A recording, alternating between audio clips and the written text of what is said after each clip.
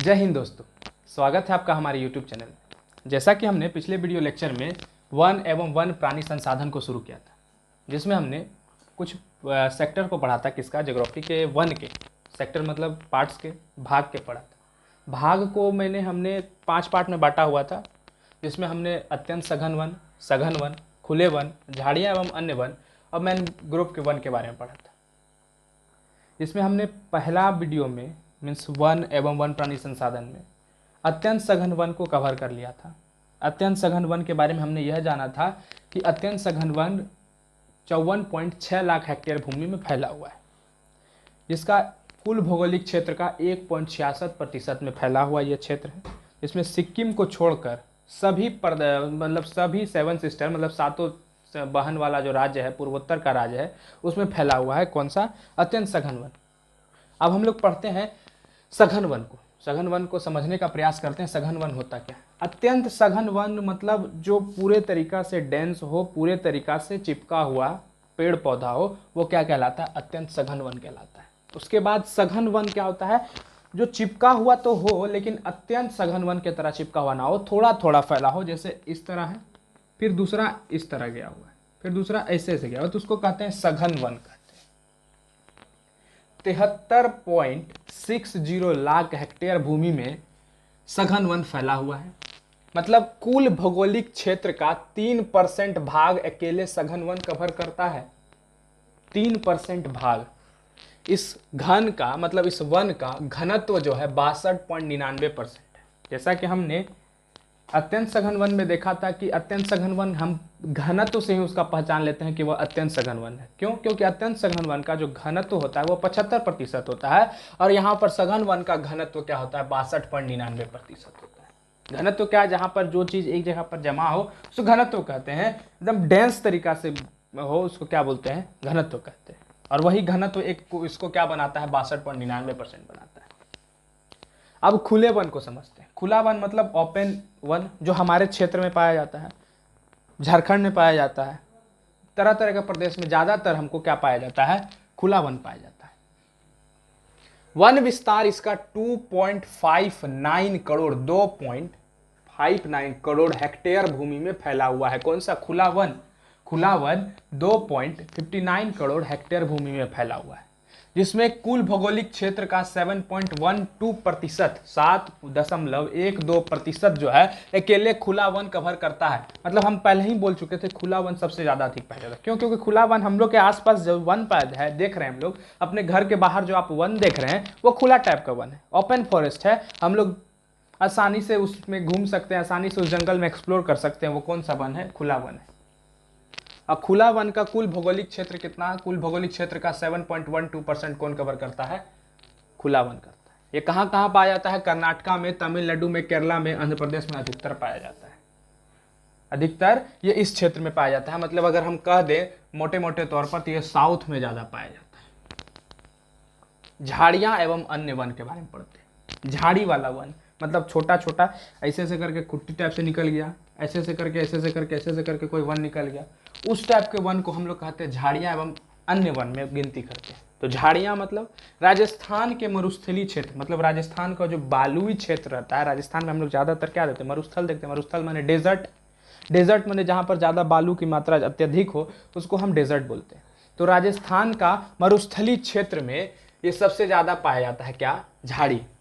या अर्ध शुष्क क्षेत्र मतलब थोड़ा सा जो है शुष्क क्षेत्र। शुष्क क्षेत्र कहने का मतलब सूखा वाला क्षेत्र, जो थोड़ा सा सूखा क्षेत्र है वो सबसे अधिक पाया जाता है। वहां पर क्या पाया जाता है? झाड़ी पाया जाता है।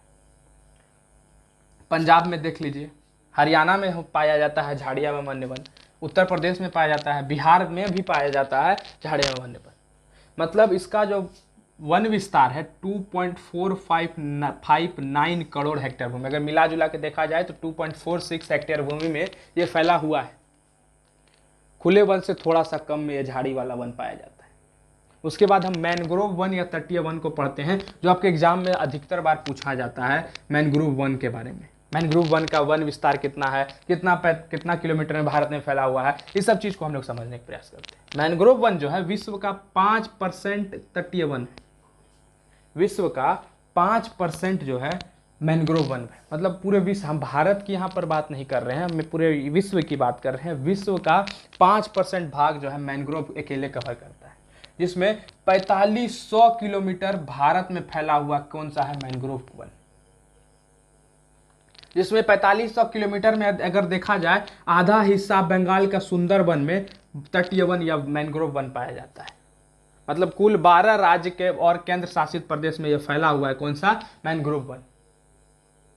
ठीक है, तो इसमें आशा करते हैं कि आप लोग को 1, 2, 3, 4 पांचों पार्ट जो था वन का, उस चीज़ को समझ में आया होगा। अब हम लोग ये पढ़ने के प्रयास करेंगे कि फॉरेस्ट को किस प्रकार बांटा गया है और कौन कौन से बिहार में तरह तरह का वन क्षेत्र बचा हुआ है, उस चीज़ को समझने का प्रयास करेंगे। तो बिहार में जो वन, देखिए बिहार जब आज़ाद होता है, आज़ाद कहने का मतलब बिहार किसी से गुलाम नहीं था, मतलब बिहार अलग होता है। तो बिहार जब अलग होता है तो तरह तरह का समस्या उत्पन्न होता है।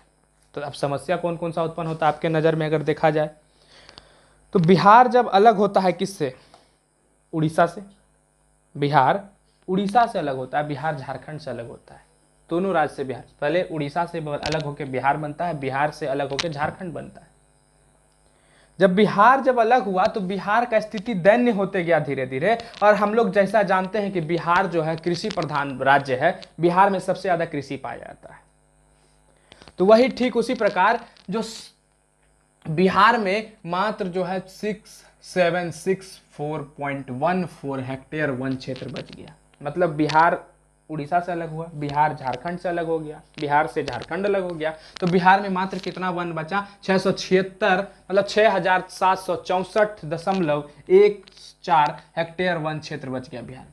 मतलब कुल भौगोलिक क्षेत्र का 7.1% ही बिहार में वन बच गया। अब वन हमारे क्षेत्र के लिए, वन हमारे राज्य के लिए, वन हमारे राष्ट्र के लिए बहुत महत्वपूर्ण संसाधन है। क्यों? क्योंकि वन से ही हमको बहुत कुछ प्राप्त होता है, वन से ही हम किसी भी चीज की विस्तार कर सकते हैं।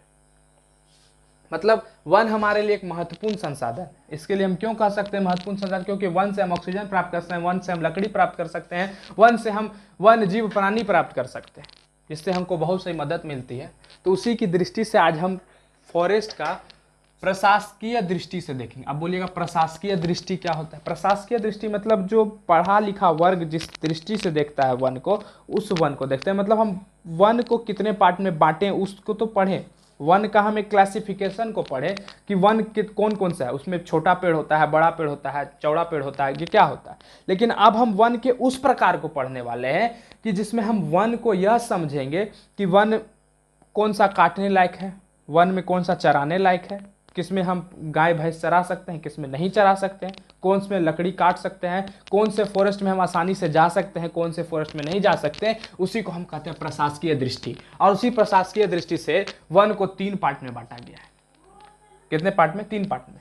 सबसे पहला आरक्षित वन आता है, जिसको हम रिजर्व फॉरेस्ट कहते हैं, अंग्रेजी में रिजर्व फॉरेस्ट। आरक्षित से हमको यही समझ में आ रहा है जो सरकार उसको आरक्षित कर लिया, सरकार उसको अपने अंदर कर लिया है, उसको हम कहते हैं आरक्षित वन। आरक्षित वन मतलब जो वन जलवायु की दृष्टि से महत्वपूर्ण है, जो वन जलवायु की दृष्टि से महत्वपूर्ण कहने का मतलब क्लाइमेट, आसपास के क्लाइमेट को देखते हुए वो वन बहुत महत्वपूर्ण है, उस वन को हम आरक्षित वन कहते हैं। क्या कहते हैं? उस वन को हम आरक्षित वन कहते हैं। आरक्षित वन कहने का मतलब यह हुआ कि मान लीजिए ये कोई वन है, यहाँ पर बहुत ही सुंदर क्लाइमेट रहता है, बहुत ही सुंदर बारिश होती है, बहुत ही सुंदर धूप निकलता है। तो इस वन को सरकार क्या करेगा? अपने अंदर कैप्चर कर लेगा कि यहाँ पर कोई आदमी ना आ जाए, क्योंकि हम जानते हैं कि कोई मनुष्य अगर कहीं पे जाएगा तो गंदगी ही फैलाएगा, और वही गंदगी अगर फैलाएगा तो हो सकता है वन को डिस्टर्ब करेगा, और वन जब डिस्टर्ब होगा तो वन प्राणी डिस्टर्ब होगा, और वन प्राणी जब डिस्टर्ब होगा तो पूरा संतुलन बिगड़ जाता है। तो उसी संतुलन को ना बिगड़ने के लिए यह सरकार अपने अंदर ले लेता है। इसमें लकड़ी नहीं काटी जाती है और ना ही पशुचारण आप कर सकते हैं। आपको मजाल नहीं है कि आप उसमें घुस जाइएगा, किसमें? पशुचारण करने के लिए। वन और वन्य जीव के संरक्षण के लिए आरक्षित वनों का सबसे मूल्यवान योगदान है। मतलब वन को या वन जीव का संरक्षण अगर हमको करना है तो सबसे बेटर कौन सा है? आरक्षित वन। जैसे अगर मान लीजिए कोई भी जानवर को आपको आरक्षित करके रखना है, तो उस जानवर को आप सीधा उठाइए और कहाँ पर ला जाके छोड़ दिए? रिजर्व फॉरेस्ट में, और वो जानवर आपका सुरक्षित रहेगा। तो उसके लिए कोई ऐसा नहीं है कि आप उठाएं रिजर्व फॉरेस्ट में रहेगा, उसके लिए प्रॉपर प्रावधान होता है उसमें डालने के लिए। 54% आरक्षित वन जो है हमारे भारत में कुल घोषित हो चुका है कि 54% जो है हमारे वन का 54% आरक्षित वन है हमारे भारत में। उसके बाद हम रक्षित वन को समझने का प्रयास करते हैं। रक्षित वन क्या होता है? रक्षित वन मतलब विशेष नियमों के अधीन प्लस सीमित रूप से अगर आप लकड़ी काटने की अनुमति इसमें होती है, पशु चराने की अनुमति होती है, उसी को हम रक्षित वन कहते हैं। रक्षित वन मतलब एक आरक्षित होता है, एक रक्षित है। आरक्षित मतलब जिसको सरकार अपने अंदर ले ले उसको हम कहते हैं आरक्षित वन। सरकार जिसके ऊपर रोक लगा दे जाने से उसको कहते हैं आरक्षित वन, मतलब सरकार के अंदर में। लेकिन रक्षित सरकार जिसको बचा रहा है उसको हम कहते हैं रक्षित वन। उसको क्या बोला जाता है? रक्षित वन। रक्षित वन में होता क्या है कि आप उसको बचा रहे हैं, लेकिन अगर वो यूज में आ रहा है कोई चीज़ तो उसको हम दे भी रहे हैं। मतलब अगर हमको एनिमल्स को चराना है, अगर हमको पशु को चराना है तो हम उसको दे भी रहे हैं, लेकिन एक प्रावधान के हाँ तुम जो है ये टोकन कटाओ, टोकन कटा के हमको इतना पैसा दो, 5 मिनट के लिए तुम चराओ, आधे घंटे के लिए चराओ। लकड़ी काटना है, लो टोकन कटाओ, इतना लकड़ी काटेगा तुम, हाँ फलना, ऐसे। ये है प्रोटेक्टेड वन। वनों के अत्यधिक नष्ट होने को बचाने के लिए यह रक्षित वन बहुत उपयोगी है। मतलब वन अगर अत्यधिक नष्ट होने लगे तो हम उसको बचाने के लिए हम उस वन को किस में डाल दें? प्रोटेक्टेड वन में डाल सकते हैं, रक्षित वन की श्रेणी में डाल सकते हैं, तभी वो वन बच जाएगा। मतलब भारत में वनों में 29% हिस्सा जो है रक्षित वन के गिनती में आता है। अब तीसरा पार्ट होता है अवर्गीकृत वन, अनक्लासिफाइड, जिसको हम नहीं पहचान पाए ये कौन सा वन है, उसको कहते हैं अवर्गीकृत। मतलब जिसका कोई वर्गीकरण ना हो, जो वन का कोई वर्ग ना हो, उसको हम क्या कहते हैं? अवर्गीकरण वन। मतलब सभी प्रकार के वन, वह सभी प्रकार के वन जिसमें बंजर भूमि हो, जिसमें सरकारी गैर सरकारी भूमि हो, व्यक्ति हो, समुदाय में स्वामित्व में होता है। मतलब आप देखिए बात क्या है, यहाँ पर जितना भी वन है, बंजर भूमि भी है, जो सरकार व्यक्तियों सरकार का हो, जो बंजर भूमि सरकार का ही हो, व्यक्ति के या कोई किसी समुदाय के निजी स्वामित्व के लिए जो हो, वो वन किस में आता है? अवर्गीकृत वन में आता है। अब कहने का मतलब यह हुआ कि जिस भूमि पर सरकार का नियंत्रण हो, जो भूमि किसका हो, जो भूमि बंजर हो, जो भूमि यहाँ तक कि मेरा हो, जिसपे वन हो, वो भूमि भी अवर्गीकृत वन में आता है। अब अवर्गीकृत वन में सरकार का इस पे कोई नियंत्रण नहीं रहता है। सरकार का नियंत्रण हम जब मन चाहे तब पशु चरा सकते हैं। अभी अपने आसपास लोकेलिटी में देखिएगा कि कोई भी अगर किसी भी अगर मान लीजिए पशुधन का कोई भी मालिक है, वो चराने जाता है अपने पशु को, तो देखिएगा कि कहीं पर भी वो अपने पशु को बोल देता है जाओ चरो। तो वो क्या है? अवर्गीकृत वन है ना, अवर्गीकृत वन की श्रेणी में आता है, इसलिए इसे लकड़ी काटने, पशुओं को चराने के लिए कोई प्रतिबंध इसमें नहीं होता है। सरकार इसके लिए शुल्क लेती है, सरकार इसके लिए शुल्क लेती है कि तुम आ रहा है चराने के लिए, ठीक है, लेकिन कुछ दिन बाद हमको इसी होल्डिंग टैक्स वगैरह वगैरह दे देना, तभी हम तुमको यहाँ पे चराने देंगे। 17% वन जो है अवर्गीकृत वन के गिनती में आता है हमारे भारत में। आरक्षित एवं रक्षित वन सबसे ज्यादा कहाँ पर है? मध्य प्रदेश में। अगर देखा जाए आरक्षित वन और रक्षित वन सबसे ज्यादा मध्य प्रदेश। पूर्वोत्तर के सभी राज्य में, तो यहाँ तक कि गुजरात में अधिकतर वन कौन सा है? अवर्गीकृत वन में गिनती आता है। तो आशा करते हैं आज का वीडियो लेक्चर आपको समझ में आया होगा, और जो वन एवं वन्य प्राणी संसाधन का ये दूसरा पार्ट है, इसमें हमने आरक्षित वन, रक्षित वन, अवर्गीकृत वन को समझा। अब आने वाले वीडियो लेक्चर में हम वन संपदा को समझेंगे, और जीव में जो ह्रास हो रहा है, जीव की कमी आ रही है, क्यों कमी आ रही है, कैसे कमी आ रही है, इस चीज़ को समझने का प्रयास करेंगे।